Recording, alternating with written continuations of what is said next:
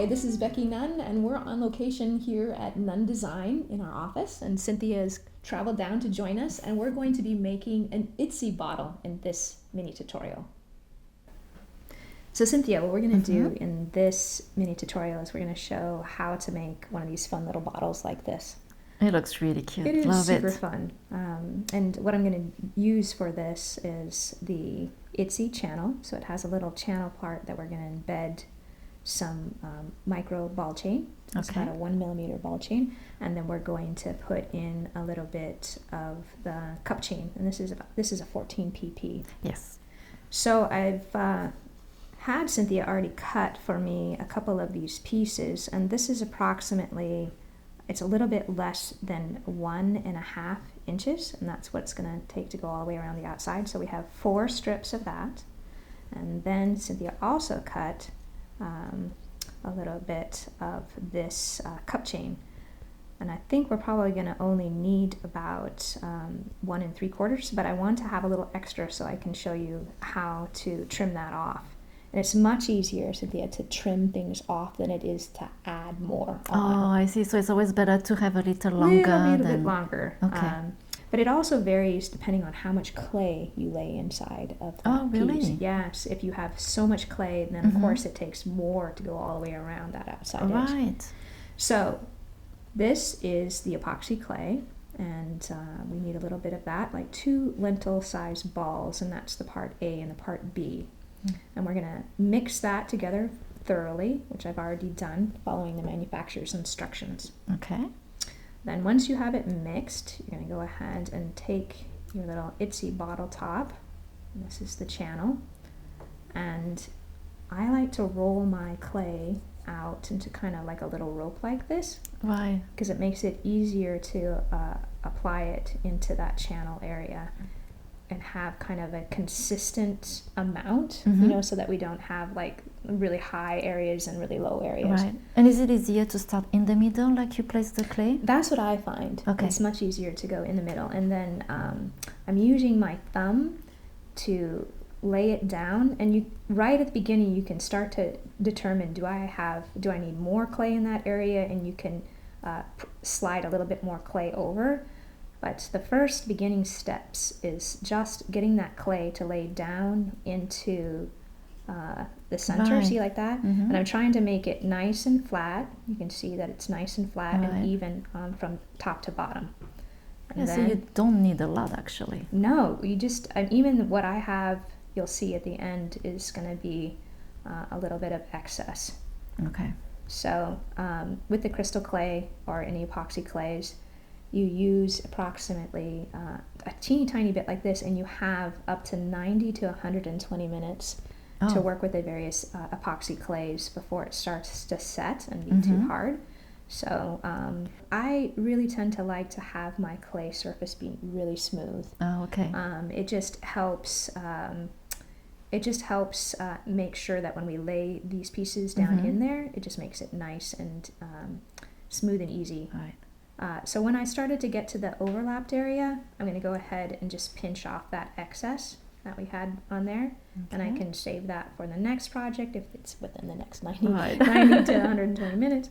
And then I'm going to continue to pat down with my thumb. So it's this action of this like that. Oh, kind I see. Pushing it a little bit. It's kind of a sliding motion at the same time. Right. And then when there's times where I need it to go wide, I'm just pressing straight down, and it squeezes it out. So the laying down of the clay is kind of tedious, but this is really the most important part, because you're setting yourself up for having success later on. Right. So once I have that in that channel, I'm just using my fingers like this to roll it, and I'm making sure that it's nice and adhered to the channel. Okay. Just getting it to be nice and even and smooth throughout. Right. Oh, that looks beautiful, just like that. Yeah, and that is something you could do. If you wanted to mix different colors, you can be done with that if you wanted to. The next thing, when I'm working with the crystal clay, you couldn't see this, but I always have my wet wipes ready to go. Okay. Because once you have that clay on your fingers, it's kind of sticky. It is. And I'm always wiping my hands right away. And these are just good practices to have so that the clay doesn't get on the metal parts later, and then you just have messy buildup starting. So I'm wiping away that excess off my fingers, and if I have some on the sides here, I'm going to use my wet wipe to go in and clean that up as well. Right. And it's better to do that before it dries, right? Definitely. Okay. Definitely. You can see I have a little gap right there. I'm just paying attention to those little details before I even start to put down the chain inside of there. So take your time with this step. Okay. Then once you have that laid in there, I'm just going to wipe my hands one more time because I touched it again. What we're going to do next, and using this as an example, we're going to lay down that first row. Okay. And then I'm going to lay down the next row, and then the next, and then I'm going to put the rhinestone in, and then that. Okay. To create that look right there. Now, I've only made, I think, maybe three. This is my fourth one. So I am going to make it look easy, but even though I've only done a couple of them, it is not always easy. Oh, really? So you just want to know that. To me, it's best to go in knowing that I'm going to make it look easy, but it could be, and these are the parts that are hard. Okay. It's hard getting that coordination. Right. But a lot of us who do this kind of work are used to working with these sort of small little intricate pieces. Yeah, because it is small. The chin is pretty small. Right. And so I'm just laying that down in there, and see, we have a little teeny tiny bit of overlap right there. Oh, I see. And so when that occurs, I just had a pair of flush cutters. I'm just going to go ahead and go in and trim off that extra little teeny bit. And then you just squish it together. So now I have that first layer in there. The part that I'm saying is not easy is you have to get used to like how hard to push. Right. And if you push too hard, then your clay is going to gush out the sides, and if you don't push hard enough, your chain won't stick. And so it's just a matter of practice and getting used to it. But the thing that's really nice about this project is you have 90 to 120 minutes. Yeah. So if you want to pull that chain off and start again, you just wipe it down with your wet wipe. So you don't have to rush. No, you still have time. Just take your time. You'll be happier with your end results if you take your time. That's true. So the next row, just go right on top. Okay. So let's see how we did on this one, right? That one was, and that could be also because we had maybe a little bit more clay. I can see that I have a little bit of a groove, little bulge right there. So it might have just taken a little bit more of the chain to go around there. So I didn't have a trim.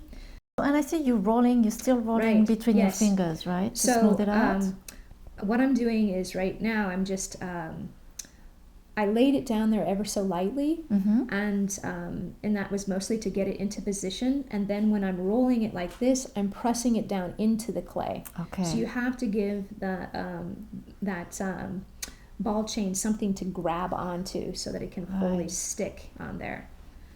And then the next row is going to be our rhinestone chain. So one of the things that I like to do is to make sure that this little tongue that's at the very end is trimmed off. So I can go in and just trim that little excess before we even get started, because otherwise it'll show. Let's see, on this end too, there's a knot. Yep. Okay. So we talked already that we knew that this was 2 inches, and I know it's not going to take 2 inches. So we're going to have excess on this, so we can show how to do this. So for the chain, I like the chain to be flush together instead of pulled apart like that. So I press the first one in, and I not too hard, just hard enough to get it to stick in there, but not so hard that I'm squishing the clay out the sides. And then I'm starting to wrap, but I'm making sure that it's not extended. It's kind of compressed in there. So with your other hand, you kind of push the crystal together. Correct. With this hand, I'm pushing it in, and with this thumb, I'm pressing it down in there. Don't you want to do it? I do. It's like, why can't I play with this? Right. So now I'm coming to my area where I'm going to overlap. And I'm just going to show, I think that it's going to end right here. And it's always best to trim too long and then just keep on trying versus to trim too short and then you have to put just the one square back in there, which isn't undoable or not. It's definitely doable, but it's just not as fun as just trimming away. Right.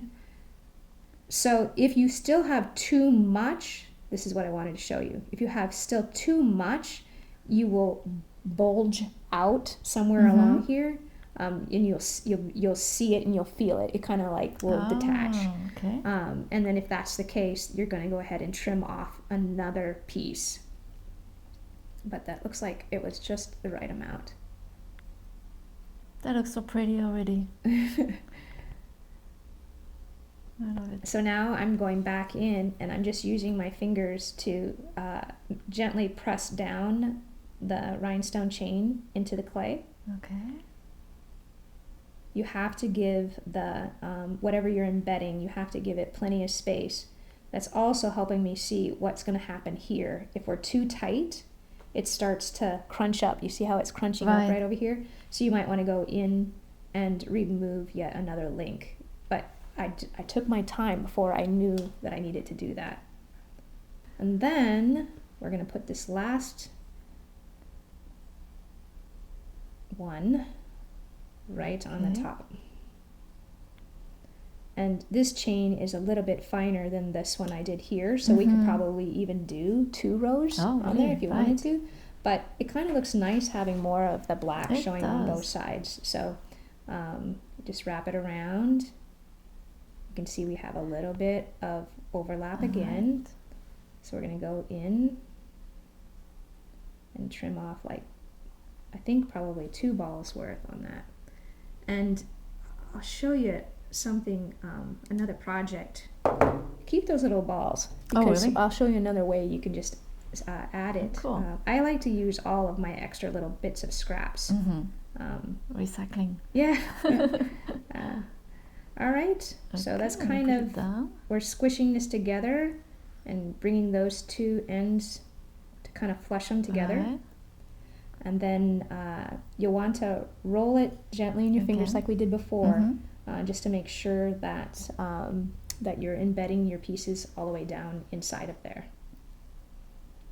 So that's the top part. This is really cute. Yeah. So after you have done that, you're going to want to let that set. I usually, you want to go the whole 90, at least the 90 to 120 minutes to let that set and be nice and firm before you glue it onto your top, just because you don't want to get in there and mess up that nice work that you just did. So I've already done this piece earlier today and I'm ready to go, but I wanted to show you that I just put a couple of tiny little organic pieces inside of there. So all summer long and fall long, I'm looking for little tiny little pieces of organics or I mean, you could put so many things in this. You've made probably more bottles than I have. So what kind of things did you put inside? I put some, I did a Harry Potter necklace and I made a love potion. Oh, how fun. With a hand sanitizer and some glitter in it. So that was really fun. And then I put some crystal in it because I like the crystal. And I'm thinking putting a bunch of seed beads also, a mix of colors. Right. And did you say you made one with salt or something for your daughter? Yes, that's for the supernatural show and they use salt. So I put some salt in it. And my daughter is stealing my necklace all the time. So that's a good teenager gift to make for the holidays or something from their favorite TV show, definitely. Yeah. So I'm just using a pair of tweezers and I just put a couple of pieces of the organics right down inside of there. And now we're ready to put a little bit of glue on the inside of the top to finish it off. And so I like to put my glue just right on a piece of, instead of just squirting it right inside the top and then maybe getting some gooey mess, I like to put it on another surface first. And then I can control like how much glue that goes inside of the bottle. And with a head pin or a toothpick Right. or something like that, you can just go ahead and scoop up a little bit of that glue and just put it into the base of your bottle cap.